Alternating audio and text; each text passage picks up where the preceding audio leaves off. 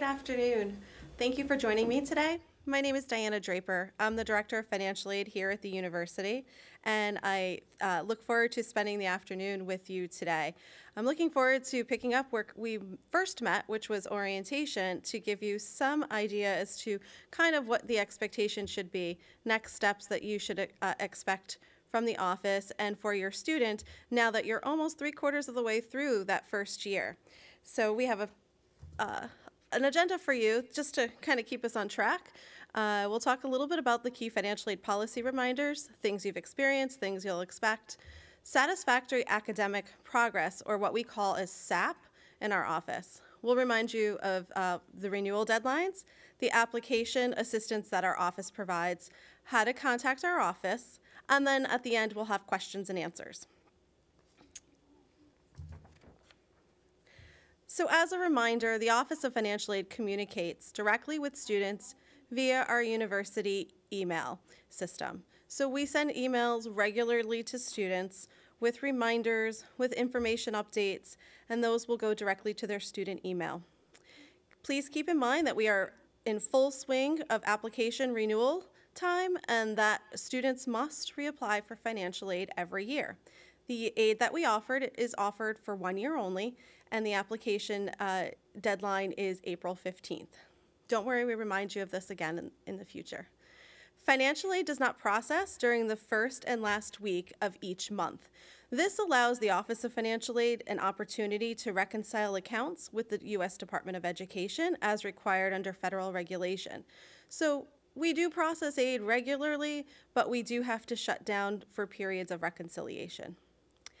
Please keep in mind that changes in your student's enrollment status here at the university may affect eligibility for financial aid. Examples of changes in eligibility or in enrollment status could be withdrawal from a class or from the university, even for a temporary period of time.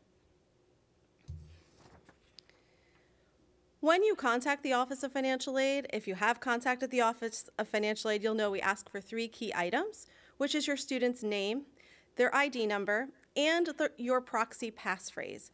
This is also required when you contact the university bursar. This allows the office to provide information to parties that the student knows is inquiring on their behalf. It's a privacy reason, and it's for what we call FERPA, the Family Educational Rights and Privacies Act. So it's for your safety and for the safety of the student record that we ask for these identifying information. Your student would have established a proxy passphrase for you at the time of probably initial enrollment at the university and through the My.Fairfield portal. Proxies were sent emails once the password was established, so if there's any question on that process, we can certainly help walk your student through that in our office. Just a little note from our bursar's office that student accounts that currently have outstanding balances will be subject to late fees and registration holds. So please be sure that your student has become current with all of their billing for the spring semester. Renewal financial aid awards will be made in the spring after grades are posted, after the spring grades are posted and GPAs are recalculated by the registrar's office. This will typically happen about the first full week in June, and renewal awards are emailed to students directly to through the My.Fairfield portal. So a word about satisfactory academic progress. The Office of Financial Aid is charged or tasked with monitoring a student's progress towards degree completion. Fairfield University awards university financial aid for 8 consecutive semesters of full-time enrollment. We begin the clock at the initial onset of enrollment at the university. That clock continues even through periods of withdrawal or non-attendance here at Fairfield. For students who may have transferred into the university, we do prorate that clock. The Satisfactory Academic Progress, or SAP policy, requires there be a qualitative and quantitative measure of progress under federal regulations, and you'll see that on the next slide we define what those are. Additionally, the Office of Financial Aid will monitor cumulative GPA requirements for the merit scholarship renewals that your students have received. The first period of review for most students will be at the conclusion of this full academic year. So at the conclusion of spring, before we issue renewal awards, we will review eligibility for merit scholarships as well as federal and university financial aid.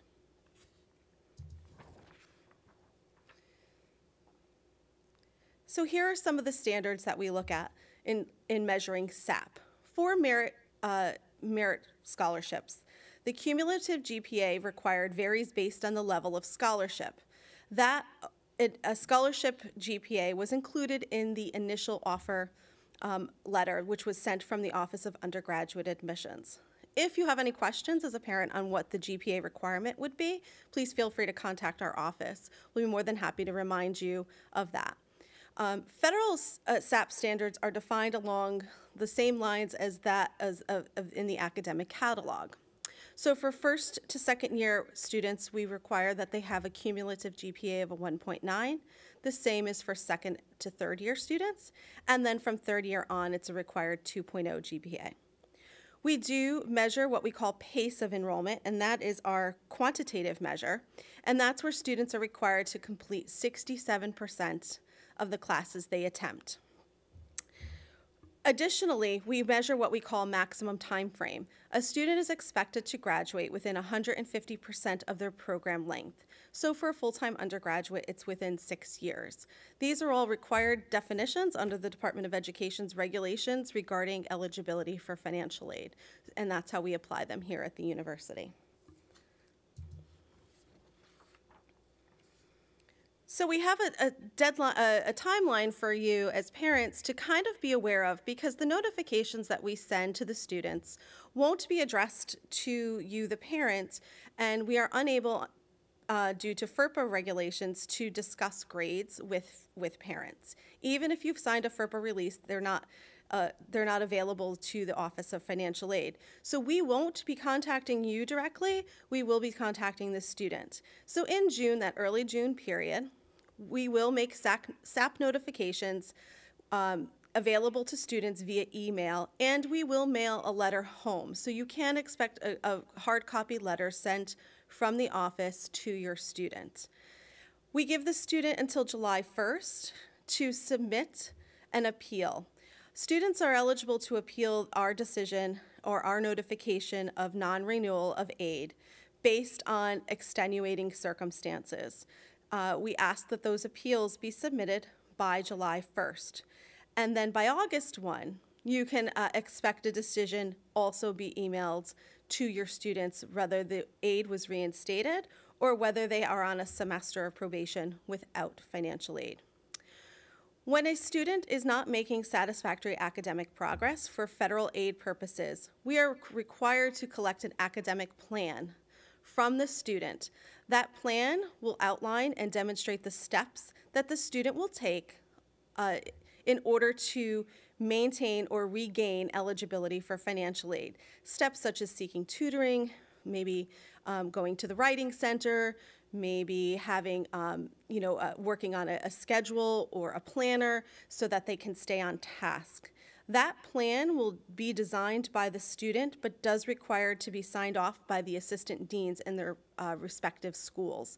Please plan accordingly if you do need an academic plan, because not all the dean's offices are available throughout the summer at the same time. So we encourage the student to act on any notification sooner rather than waiting to closer to the deadline. They can, if they miss the deadline, we will be unable to consider their appeal. So here's our big reminder. I've talked a lot about some of the work that we do and some of the expectations for renewal, but this is the most important slide of the entire slide deck, and that's our application deadline. It's April 15th, 2019. It is imperative as families that receive financial aid that you meet our financial aid deadline. If your student only receives a merit scholarship, so there's no other federal aid or no other university aid, then no applications are necessary. We don't require applications for students who are just recipients of merit scholarships. If your student would like to utilize federal financial aid, and not be considered for any university financial aid, then they only need to complete a FAFSA. The FAFSA is available now. It opened on October 1st of 2018 and will use your 2017 taxes in order to complete. So that application is readily available, and we encourage you to complete that as soon as possible.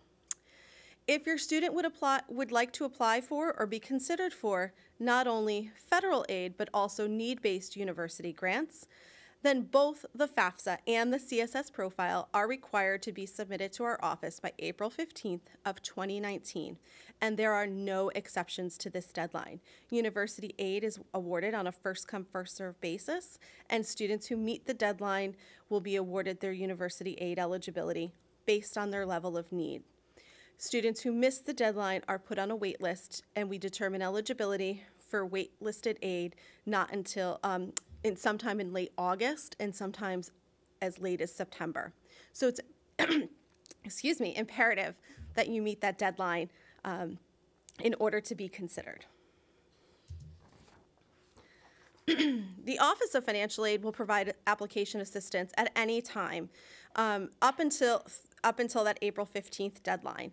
So we have a robust staff and a counselor on call every day that will assist your student if you provide them with the tax documentation and the information needed to log in with completing their financial aid applications, both the FAFSA and the CSS profile, right in our office. So that they can do that as a walk-in or by appointment.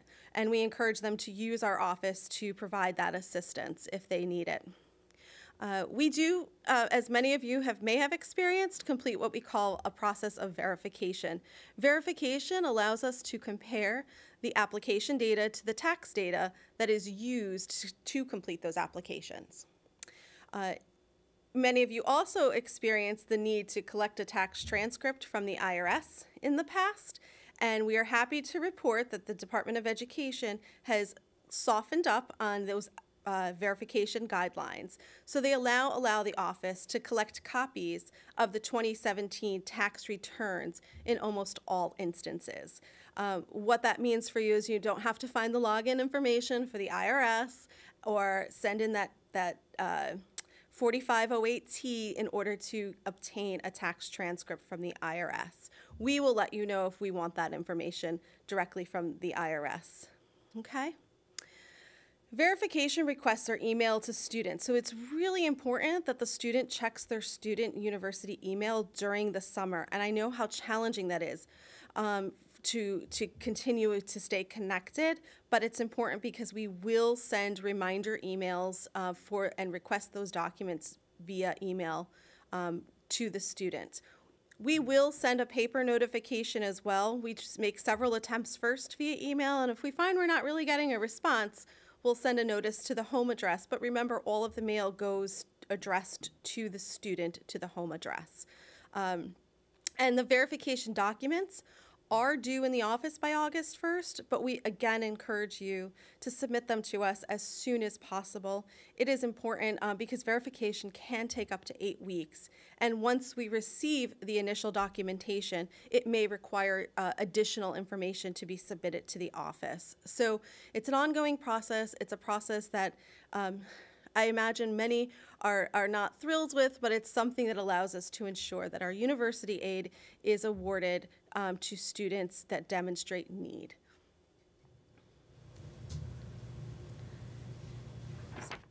So as we come close to the conclusion and to the question and answer section of the office, I just want to bring to your attention, for those of you who may have contacted our office in the past, or if perhaps you've had multiple students come through the university, we have had some new hires and additions to our office, and I'm happy to report Shanique Edmond and Michael Singletary are new additions to our professional staff.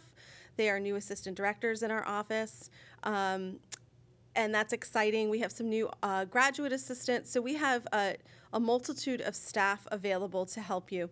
As you can see, each of the assistant directors are assigned a portion of the counseling responsibilities and verification responsibilities based on your student's letter of their last name. So there's always someone to help you every day. Each one of them takes a turn on call, but you're welcome to make phone appointments or in-person appointments with your respective counselor at any time. Please also feel free to always reach out to Maura, who's the Associate Director, or myself, should you have any questions or concerns about your students' financial aid, or any questions on the process. Many of you know, if you've contacted our office, Sarah, who is in our office, she is bilingual, so that we do provide bilingual assistance should you require it. And then Natasha and Harrison are both available to help you, as well as a multitude of work-study students who have been trained to assist families with initial questions. So I thank you for taking the opportunity to sit and learn more about the expectations of the office and what you can expect and how we can assist you and your students as you progress through this first year and you transition into upperclassmen. And I welcome any questions that you may have at this time. Thanks, Diana. We do have a question. For those students who submit their financial aid documentation by the April 15th deadline, is there an estimated time frame for when they should be receiving their updated financial aid package? Yes, so that's a great question. We don't begin initial award notifications to upperclassmen until that first week in June. So that's when you can expect, even with meeting the deadline of April 15th, that you'll receive the initial financial aid award for the next year about that first week in June. Great. And then we're going to shift gears a little bit to talk about work study. Sure. So if a student had work study as part of their financial aid package this year but decided not to use it, will it still be included for next year if they choose to get a job on campus? That is also a great question. So work study funding is generally limited, and we have, if a student did not utilize their funds in their first year, what we have traditionally done is put them on a wait list for second year.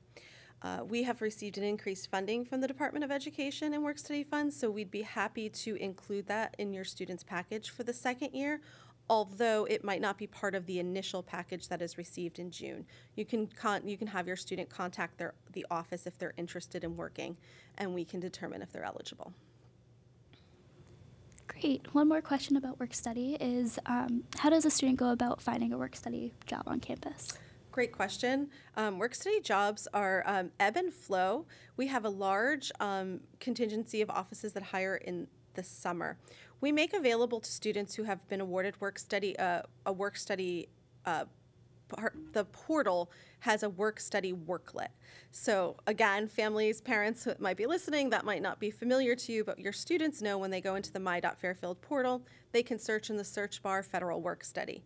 In there will be instructions on how to locate a job on campus, jobs that might be available. So as new jobs become available, as new positions open up in different departments, we will keep that portion of the website updated.